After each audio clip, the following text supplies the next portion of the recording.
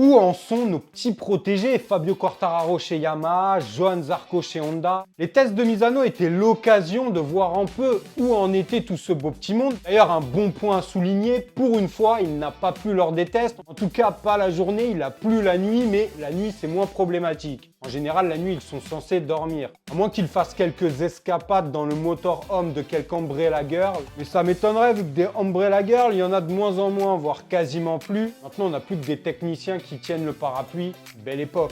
En attendant, pour Honda, difficile d'avoir le même son de cloche. Un Joan Mir qui est catastrophé totalement. Johann Zarco qui essaie de rester optimiste. Pour Fabio Quartararo, pas de grandes envolées, mais ça bosse. Ça essaie beaucoup de nouveaux matériels. Enfin bref, on va revenir sur les détails de ce test de Misano et sur les déclarations de Joan Mir, de Johann Zarco et de Fabio Quartararo. On voit ça de suite ensemble. N'oubliez pas de liker la vidéo, de vous abonner, c'est hyper important. Surtout ceux qui regardent mes vidéos régulièrement mais qui ne sont toujours pas abonnés. Franchement, n'abusez pas, c'est gratuit, c'est rapide. Et ça vous évitera que je débarque en slip kangourou pour taper la lambada ou la macarena devant chez vous. Franchement, je préfère éviter de vous infliger ça, par pitié.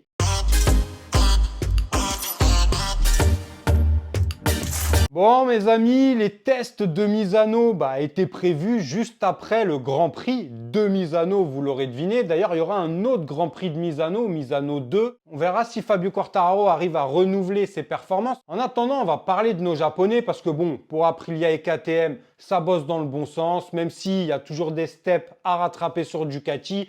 Bon, pour les constructeurs européens, la ligne est droite, ils connaissent leur direction.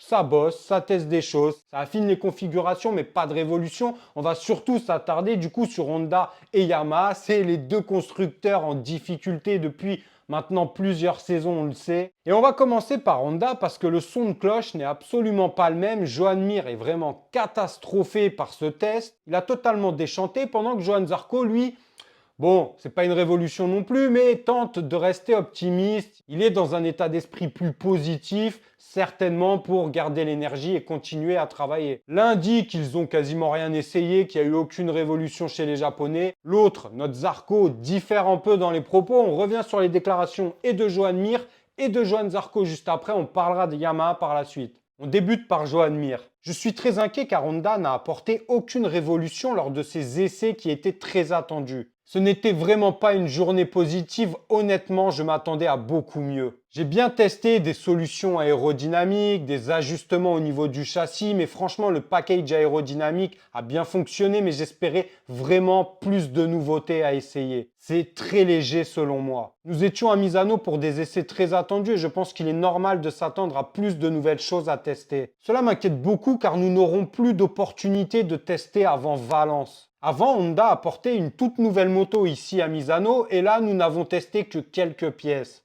Honnêtement, je pense que nous pouvons et que nous devons faire bien plus que ça. Les Japonais voient l'inquiétude sur mon visage, j'espère juste qu'ils continueront à travailler dur et apporteront des améliorations le plus rapidement possible.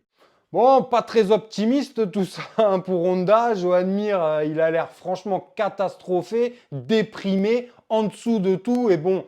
Ça peut se comprendre parce que, bon, on a beau dire ce qu'on veut, en course, on voit le potentiel de la moto.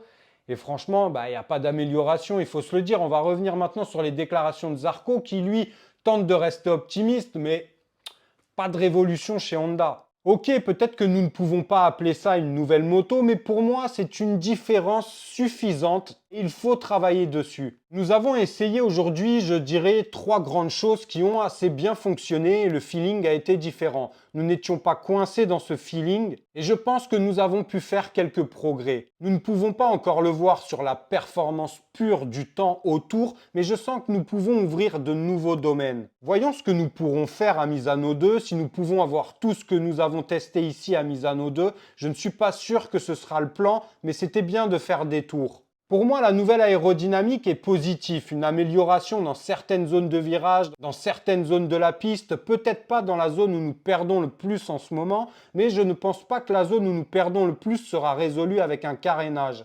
Mais nous avons aussi testé des choses sur le châssis qui donnent une meilleure sensation pour l'accélération. Mir est sûrement inquiet, mais moi je ne le suis pas, je veux dire que je suis encore frais pour faire le travail aussi bien que possible. pour attaquer quand je dois attaquer et réaliser mes améliorations personnelles. Et au moins, si nous comprenons ce qui a été le problème au cours de la saison et comment ouvrir de nouvelles portes pour l'année prochaine, ce sera important. J'ai aussi de nouvelles sensations avec les nouveaux ailerons à l'arrière de la moto, mais nous devons les enlever parce que le nouveau carénage est développé sans ces ailerons. C'est pourquoi nous les avons enlevés et essayé de faire plus de tours sans les ailerons. La moto tourne mieux avec plus de stabilité, y compris dans le virage 11, ce qui est très important. Donc, quand vous avez plus de stabilité dans ce virage, vous commencez à sourire sous votre casque. Et je pense que c'est une bonne chose pour cette journée. Bon, il faudra m'expliquer parce que là, les déclarations n'ont absolument rien à voir. Les sons de cloche sont totalement différents entre les deux Johan, le Mir et le Zarco. Après, ils n'ont pas du tout le même style de pilotage, sûrement pas les mêmes configurations, pas le même feeling. Donc, ça peut s'expliquer. Perso, j'ai confiance en Johan Zarco, mais bon, tout ce qu'on voit, c'est que pour l'instant, en course et lors des Grands Prix,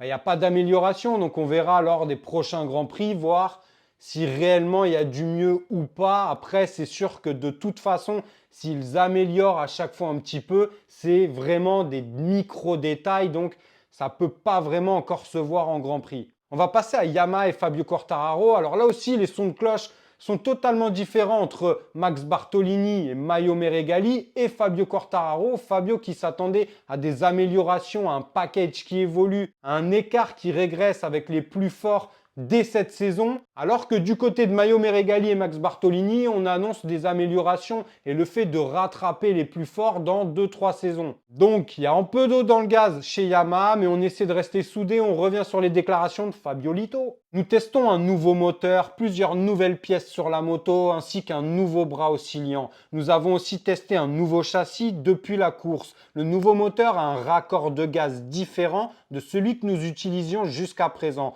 Et nous avons également un nouvel échappement. Pour l'instant, je ne peux pas dire si vraiment tout ça améliore, mais je me sens quand même mieux sur la moto et ça s'est vu même avant les tests lors du Grand Prix de Misano. Il reste encore beaucoup de travail. Bon, je crois que le mieux, c'est de les laisser travailler. Yamaha va continuer à bosser. Yamaha, ce qu'il y a de bien, c'est qu'ils apportent quand même du matériel plus rapidement que ne le fait Honda. On sait que le point faible des Japonais, en tout cas, leur façon de travailler, c'est de tester énormément chez eux au Japon en soufflerie avant d'amener les pièces en Europe. C'était le plus gros problème, ça prenait énormément de temps. Yamaha a commencé à résoudre ça de façon réelle alors que Honda traîne encore des pieds.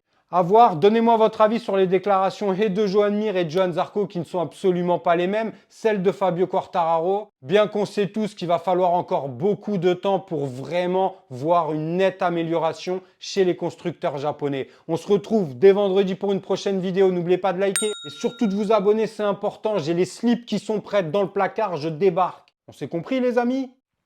Prenez soin de vous, de vos proches. À vendredi sur Vinson IGP. Ciao!